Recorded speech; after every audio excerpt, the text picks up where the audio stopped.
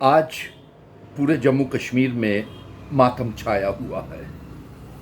एक परिवार का चिराग, एक घर का चिराग, वो नौजवान बच्चा, गुज्जर बकरवाल दोदी समुदाय का बच्चा, वो ट्राइबल कौम का बच्चा परवेज को गोली मार करके शहीद कर दिया गया।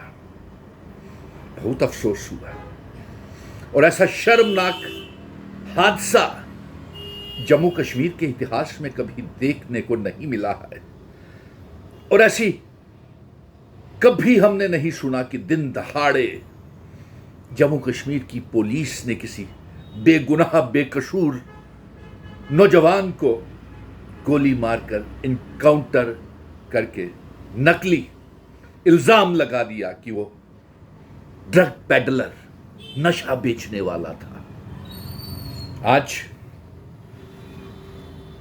जब सरकार ने यूं ही तो नहीं एफआईआर दर्ज कर ली, यूं ही तो नहीं 35 लाख रुपया मुआवजा देने के लिए तैयार हो गई, यूं ही तो नहीं उस परिवार के घर के उसकी बीवी को नौकरी देने के लिए यूं ही नहीं तैयार हो गई होगी। कोई ना कोई सबूत सरकार के हाथ में भी आया होगा, कुछ एजेंसीज ने बताया होगा कि कुछ गलत हो गया है। लेफ्टिनेंट गवर्नर मनोज सिन्हा साहब, इसीलिए आप खुद ही कहते हैं कि पुलिस आपके पास है लेकिन बेलगाम है।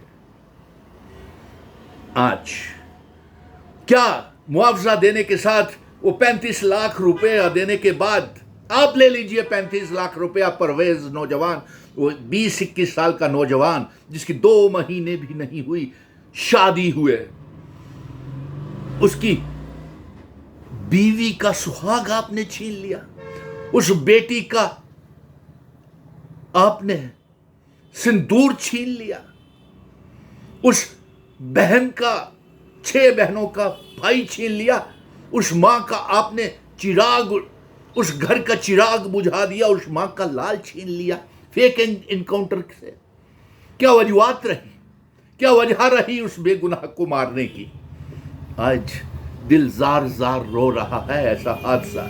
और आपको मालूम है इस फेक इनकाउंटर की वजह से और मीडिया की ट्रायल के बाद हालात कितने खतरनाक हो सकते थे। एक मजहबी रंग, 2 समुदायों के बीच में नफरत पैदा हो सकती थी, जो शायद कोशिश की गई पैदा करने की। क्योंकि ये नफरत जब भी ऐसी वारदातें होती है, मौका पा करके वो मजहबी ठेकेदार हिंदू मुस्लिम करके बात को बढ़ा देते हैं। 2 समुदायों के बीच में आज तनाव पैदा हो सकता था। पूरा गुज्जर ट्राइबल समाज खून के आंसू मातम मना रहा है। हमारे भाई हैं, हिंदुस्तानी है वो। क्या ये 35 लाख रुपया मुआवजा देने से हमारी उस भारत की बेटी, जम्मू कश्मीर की बेटी का सुहाग वापस आ जाएगा? क्या उन 6 बहनों का भाई वापस आ जाएगा? क्या 35 लाख रुपया देने से उस मां का, उस परिवार का चिराग, उस मां का बेटा, उस बाप का बेटा वापस दिला पाएंगे आप? कितना शर्मनाक हादसा हुआ। ये सब ऐसा कभी जम्मू कश्मीर के इतिहास में कभी हमने इनकाउंटर्स देखने में नहीं मिले हैं कि एक बेगुनाह को दिन दहाड़े गोली मार करके, उसे गुनहगार ठहरा करके, उसको नशा बेचने वाले का इल्जाम लगा करके कुछ छुपाने की बात की जा रही है। और आखिर में मैं यही कहूंगा कि ये बात एफआईआर तक नहीं दर्ज रहनी चाहिए, इसकी सीबीआई की इंक्वायरी भी साथ साथ चलनी चाहिए, नंबर 1। नंबर 2, हमारा यह कहना है कि सीबीआई की इंक्वायरी के साथ इसकी जुडिशियल इंक्वायरी भी डे टू डे बेसिस के ऊपर रोजाना इसकी सुनवाई होनी चाहिए, ताकि टाइम बाउंड मैनर के बीच में ये इसका फैसला आ सके और पता चले कि आखिर इसके पीछे वजूहात क्या थी, ये एक मासूम को क्यों दिन दहाड़े गोली मार दी गई, ये सामने आना बेहद ज़रूरी है।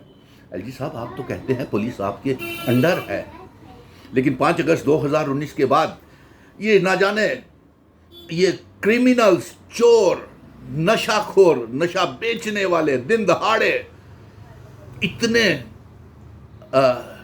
क्रिमिनल्स कहाँ से जम्मू कश्मीर में आ गए। इससे पहले तो 2019 से पहले तो हमने कभी ये चोरी की वारदातें इक्का दुक्का सुनते थे, नशे की वारदातें इक्का दुक्का सुनते थे, कभी सुनी नहीं, ये इनकाउंटर्स कभी सुने ही नहीं। लेकिन आज ये कैसी पुलिस चल रही है। पुलिस में जांबाज अच्छे ऑफिसर्स भी हैं, लेकिन जब से पुलिस मरकज़ के कंट्रोल में गई है, जम्मू कश्मीर में लॉ एंड ऑर्डर, कानून नाम की कोई व्यवस्था नहीं है।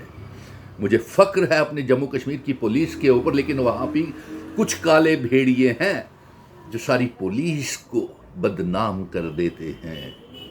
इसलिए आज बहुत अफसोस हुआ, बहुत अफसोस इसलिए हुआ कि एक बेगुनाह को आपने शहीद कर दिया, और उससे भी ज़्यादा ये हुआ कि आपने मुआवजा, बेटी वो 18-19 साल की उसकी परवेज़ की बीवी कैसे अपनी इतनी लंबी ज़िंदगी गुजारेगी। एक माँ अपने बेटे को गवा करके, 6 बहनें अपनी राखी, अपना भाई गवा करके किस तरीके से पूरी ज़िंदगी जिएंगी।